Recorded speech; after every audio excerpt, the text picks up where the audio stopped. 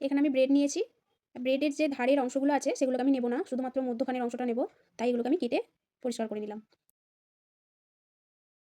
এরপর ব্রেডগুলোকে আমি ছোট ছোট করে কেটে নেব এইভাবে। আপনারা চাইলে মিক্সিতেও করে নিতে পারেন, খুব বেশি গুঁড়ো করার দরকার নেই, এরকমটা হলেই হবে। এরপর আমি 500 আমুলের লিকুইড দুধটা নিয়ে নিলাম। আপনারা এর জায়গায় গরুর দুধও ব্যবহার করতে পারেন। ফুটিয়ে নেব, গুঁড়ো দুধ দিয়ে দেবো।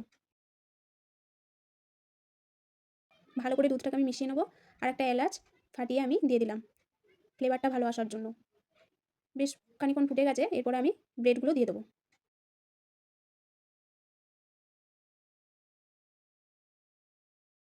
15 মিনিট ফুটিয়ে নেবেন, তারপরে মিষ্টিটা দিয়ে দেবেন, নিজেদের স্বাদ মতো দেবেন। ওপর থেকে গোটা কয়েক কাজু দিয়ে দেবো, আর ছোটো চামচের 1 চামচ ঘি। রেডি হয়ে গেছে আমার ব্রেড পায়েস। দেখা হচ্ছে পরের ভিডিওতে। ধন্যবাদ।